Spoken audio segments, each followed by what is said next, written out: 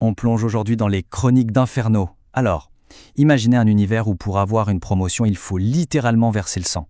Un monde où les dieux, ils bâtissent leurs grands projets sur des montagnes d'ossements, ceux de leurs propres soldats. Alors oui, accrochez-vous bien, parce que le voyage en enfer, il commence maintenant. Et pour planter le décor, rien de mieux que cette phrase de Shakespeare. Elle résume tout, en fait. Parce que dans Inferno, l'enfer, ce n'est pas un concept lointain, un truc souterrain. Non. C'est le monde de tous les jours. Et les démons ? Ils ne se cachent pas. Ils sont là, bien en vue, assis sur les trônes. Alors, pour bien saisir toute la complexité d'Inferno, on va aborder cette histoire sous deux angles complètement différents. D'un côté, on aura la vue d'en bas, celle des tranchées, on va suivre un soldat qui se bat juste pour respirer un peu plus longtemps. Et de l'autre, on va monter tout en haut, on aura la vue depuis le trône. On verra les grands architectes du chaos, ceux qui tirent les ficelles de cette guerre. Ok, avant toute chose, il faut qu'on se mette d'accord sur ce qu'est vraiment Inferno. Ce n'est pas juste un champ de bataille géant, non, c'est bien plus pervers que ça. C'est une véritable machine économique. Une machine où la monnaie, c'est la vie elle-même. Et le carburant, ce sont les âmes. Et dans ce système, chaque règle est un engrenage parfaitement huilé. Pensez-y, le cycle de la réincarnation, la consommation des âmes, tout, absolument tout est conçu pour une seule chose, alimenter une machine de guerre qui ne s'arrête jamais. Et la Légion dans tout ça, ce n'est pas une porte de sortie. Pas du tout. C'est juste le choix d'une autre forme d'esclavage, mais avec une meilleure armure. Bon, assez parlé des grands concepts. Maintenant, on redescend. On va mettre les pieds dans la boue, au niveau du sol. On va suivre le parcours d'un homme. Un simple soldat qui essaye juste de ne pas mourir. Assez longtemps pour peut-être gravir 1 ou 2 échelons dans cet enfer. Et cet homme, c'est Ligulkan. Il faut bien comprendre que dans son monde, l'espérance de vie, elle se compte en minutes sur le champ de bataille. Alors, survivre assez longtemps pour avoir une promotion, c'est plus qu'un exploit, c'est un miracle. Et un miracle comme ça ne veut dire que deux choses. Soit Ligul a une chance absolument insolente, soit c'est une machine à tuer terrifiante. Sauf que sa promotion, attention, ce n'est pas une petite médaille et une tape dans le dos, non. C'est le rituel des ailes, une transformation brutale. Chaque étape est une épreuve de vie ou de mort. D'abord, le sacrifice d'un esclave pour consacrer les ailes dans le sang. Ensuite, un élixir de feu qui vous brûle de l'intérieur. Et enfin, la question du clair qui sonde votre esprit. Une mauvaise réponse, c'est la mort. C'est violent, c'est presque sacré. Bref, c'est Inferno. Et pour tout ça, quelle est la récompense ? Eh bien, voilà, une tente privée. Ça peut paraître ridicule, mais pour un type qui dort dans la gadoue au milieu de milliers d'autres, c'est un palais. Chaque petit privilège ici, la ration de bouffe en plus, le droit de ne pas être exécuté sur un coup de tête, c'est une raison de tuer et de mourir. C'est ça la monnaie du pouvoir, tout en bas de l'échelle.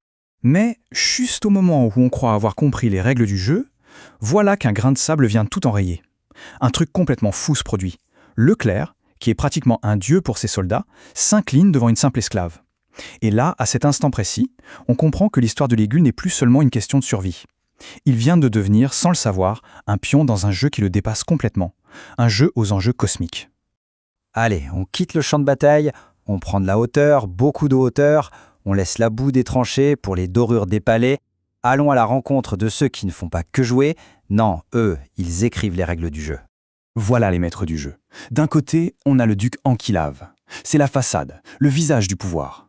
Et de l'autre, son chancelier, Ivo Smek. Lui, c'est le cerveau, celui qui tire les ficelles dans l'ombre. Et c'est leur ambition démesurée qui alimente ces guerres sans fin, où des millions de types comme Ligul ne sont au final que du simple carburant. Et c'est là qu'on touche au cœur de l'hypocrisie, au mensonge fondamental d'Inferno. D'un côté, il y a la propagande qu'on sert aux soldats. L'honneur, la loyauté, la gloire, un grand destin. Et de l'autre, il y a la réalité, la vérité crue. Tout ça n'est qu'une façade. Une façade qui cache un système où les élites se nourrissent, et je pèse mes mots, littéralement de la souffrance de la population. Le vrai coup de génie du chancelier Ivos, ce n'est même pas sa puissance brute. C'est sa maîtrise totale de la psychologie des foules. Il ne contrôle pas juste par la peur ou par la force, ce serait trop simple. Son truc à lui, c'est de noyer tout le monde sous un déluge d'infos inutiles, de distractions, de fausses polémiques, jusqu'à ce que plus personne ne sache où est la vérité. C'est une tyrannie bien plus insidieuse et diablement efficace. Mais alors concrètement, comment est-ce que ça marche, ce pouvoir ? On va plonger un peu dans les mécanismes secrets de cet univers. Parce que, attention, ce n'est pas de la magie, du abracadabra, non. C'est une science complètement perverse, une sorte de physique de la damnation. Prenons un exemple pour que ce soit clair. Le concept des séparés. Oubliez la télépathie. Là, on parle de physique quantique appliquée à la conscience. En gros, vous avez plusieurs corps, des clones, mais qui partagent un seul et même esprit, une seule conscience, grâce à l'intrication quantique. C'est le système de communication secret de l'élite. Ça leur permet de comploter à travers des galaxies entières, instantanément, sans laisser la moindre trace. La science, oui, mais au service de la tyrannie la plus absolue. Et tout ça, toute cette technologie, tout ce contrôle, ça nous amène au cœur de leur plan machiavélique. Leur but, ce n'est pas juste de conquérir un nouveau système, c'est bien plus grand. Il s'agit de provoquer une apocalypse, mais une apocalypse maîtrisée. Ils veulent utiliser un diplomate, sans qu'il le sache, comme une bombe biologique, pour déclencher une guerre universelle. Et pourquoi ? Pour pouvoir reconstruire un nouvel univers à leur image sur les ruines de l'ancien. Et c'est précisément là que nos deux histoires, celle du soldat et celle des manipulateurs, qui semblaient si éloignées, se retrouvent sur une trajectoire de collision frontale. Tout va se jouer sur une petite planète paumée, Palaxa. Une planète qui est sur le point de devenir la scène d'une catastrophe, méticuleusement planifiée. Imaginez un instant, une planète entière qui sert de laboratoire à ciel ouvert, un endroit où on conçoit les pires monstruosités biologiques imaginables. Et maintenant, imaginez que quelqu'un décide d'ouvrir toutes les cages. En même temps, c'est le chaos absolu. C'est l'enfer qui se déchaîne au milieu de l'enfer. Et pour Ligule et sa légion ? Eh bien, pour eux, c'est une mission de plus, la routine en quelque sorte. On leur dit qu'il y a eu un accident à contenir. En réalité, c'est un aller simple pour le hachoir à viande. Ils y vont sans avoir la moindre idée qu'ils ne sont que de la chair à canon, des pions sacrificiables sur un échiquier qui les dépasse infiniment. Parce que la terrible vérité, la voilà. Cette catastrophe n'est pas un accident. Pas du tout.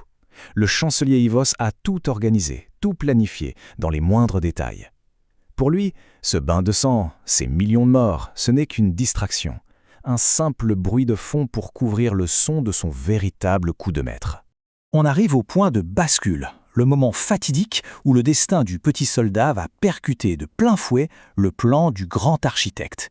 C'est l'instant qui va sceller le sort de Ligule, pour toujours.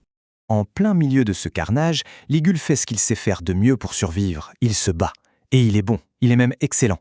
Il réussit, dans un acte d'héroïsme presque désespéré, à sauver un officiel de très haut rang. Dans sa tête, il a fait son boulot. Il a prouvé sa valeur. Seulement voilà, dans cet univers, l'héroïsme n'apporte pas de médaille. Il attire l'attention. Et là, il a attiré l'attention de la pire personne possible, le chancelier Ivos, en personne, qui vient le féliciter. À ce moment précis, Ligule Khan n'est plus un soldat anonyme. Il devient une pièce nommée sur l'échiquier du chancelier. Un pion très spécial, dont le véritable rôle ne fait que commencer. Et c'est sur cette image qu'on va laisser Ligule. Son courage l'a sorti de la masse, mais pour le mettre directement sous le microscope des êtres les plus dangereux de l'univers. Alors la question qui se pose est la suivante. Est-ce que cette ascension soudaine va faire de lui un héros, un imprévu capable de renverser la table, ou est-il simplement le prochain sacrifice, soigneusement choisi, sur l'autel des ambitions de ses maîtres ? L'échiquier est en place, et la partie ne fait que commencer.